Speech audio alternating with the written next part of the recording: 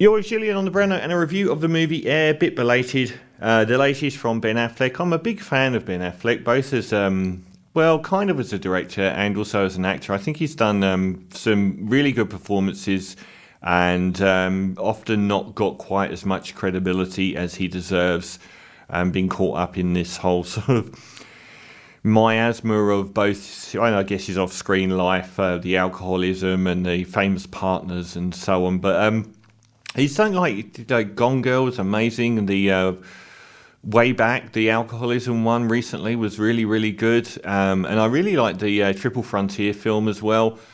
But directorially, he sort of peaked for me with Gone Baby Gone, a masterpiece. I thought it was an incredible film. And The Town was lauded, but I think half a brilliant film and half a really bad film. There's a lot in there that didn't gel for me with regards to the derivative nature of some of it, and also a lot of really, really weird narrative choices that didn't quite seem believable. And then he won loads of Oscars for Argo, which I thought was rubbish. So I have to say, Air is a welcome comeback for him. And the first time, I think, as a director, that he's had Matt Damon, his best buddy, on as the lead character. It's a film about the Air Jordan trainer and the fact that Michael Jordan changed the industry. Although, given that one of the court cases relating to this film was only successful a couple of years ago, and this is from the sort of middle of the 1980s, it's taken a long road. But it's the notion that an athlete gets paid for their likeness. So instead of trainer manufacturers saying we're going to make Nike Jordans and sell them and we're going to pay you $10 million and you can go away, it was like, well, no, you're using my likeness and my rights in perpetuity, so I get a percentage of that. And Michael Jordan was the first person to really cross that bridge and force Nike into it, and it was something incredibly lucrative to him. He's made about $2 billion out of it, and I think Nike Jordans still make something like $4 billion a year. It's insane.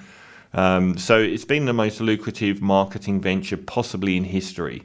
It's just been incredible. This time around, we get Ben Affleck as a Sonny Vaccaro, who is a guy at Nike who's really into basketball and is given the task of finding 3 picks from the new talent in the basketball pool to wear their shoes. And no one wants to wear their shoes. They're all wearing Adidas because Run DMC are, and that's the thing. Most of these people are black Americans and they want to sell the shoe onwards to the wider public. But amongst black Americans, Run DMC and the like everyone's wearing Adidas. So no one wants Nike. They're just the least trendy shoe out there.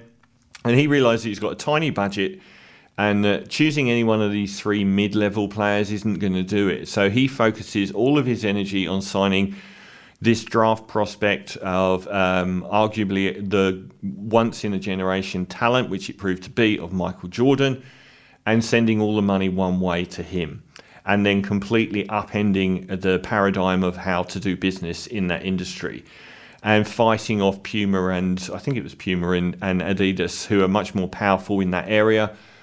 Was it Puma? I can't remember if the third shoe was Puma. And putting together by going and visiting the mother played by Viola Davis, who is very sort of shown as this very important cog in this whole story. And Ben Affleck's like the head of Nike. He plays Phil Knight, who launched the company a couple of decades before that and has always been a maverick, but thinks that Matt Damon's insane.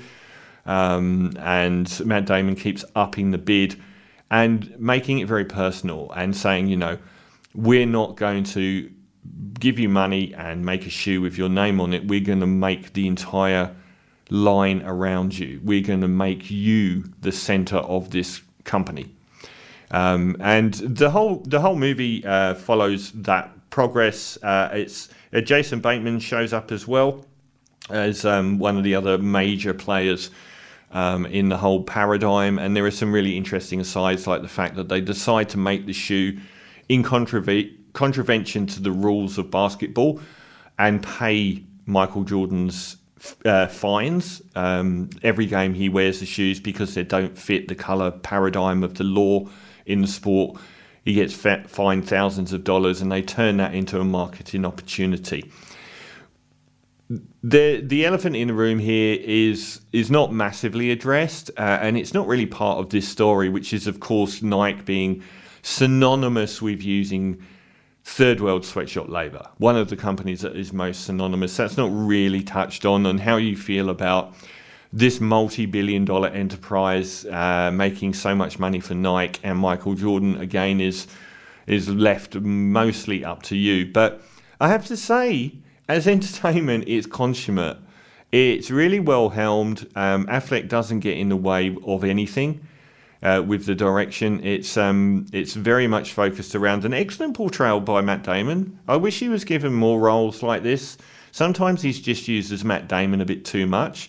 He gets a bit more passionate here, and it's an interesting character and world. It's not something that you'd really that cinema would focus on to this level. This whole, the world of college basketball and trainer manufacturers and how they angle to promote their brands through it all is surprisingly palatable and entertaining. I wouldn't say that this was a particularly memorable film, but I will say that I was completely enthralled throughout. You know where it's all going because the story is set in stone, but there's still so many interesting facets to it along the way. The Michael Jordan character is very much in the background. He only sort of appears a few times. The guy that plays the Reverend Chris Tucker? I think it's Chris Tucker is pretty cool as well. So it's Matt Damon's film. He's like front and center, and probably the Jason Bateman character would probably be the next one. Or is it Marlon Wayans? It's George Raveling. Whoever plays the Reverend guy who works for Nike as well, he's really good. I know it's Chris Tucker. It is Chris Tucker. He's good as well. He's good value. I thought it was an enthralling film. It's Ben Affleck really showing that he's got almost a Spielberg-esque knack here, which he perhaps hasn't shown before, of making something that's pure entertainment. And to be honest, out of not much. It's a thrilling story if you're, fascinated by that world, but to convert it into something that would be universally enjoyable is probably a little bit harder. And the screenplay is pretty tight. It doesn't really waste that much in terms of what's going on. There's a little bit of Oscar bait going on here and there. One of the speeches that Matt Damon gives, but I don't think it's a good enough film that it would ever get any serious nods in that direction. But overall, it was, it's not a film that I would remember, but it's a film that I'd easily watch again because it's so much fun. And I like these builds, from the nothing to this high stakes game that goes as the movie progresses. And even though you might feel that Nike are probably one of the companies more synonymous with very bad practices, it kind of makes you root for them, which is bizarre. And the fact that the guy that Matt Damon plays has just been in court in the last few years where they've passed legislation that college players will get the same rights as Michael Jordan was getting here, which is that they can get the financial benefits from the usage of their likes.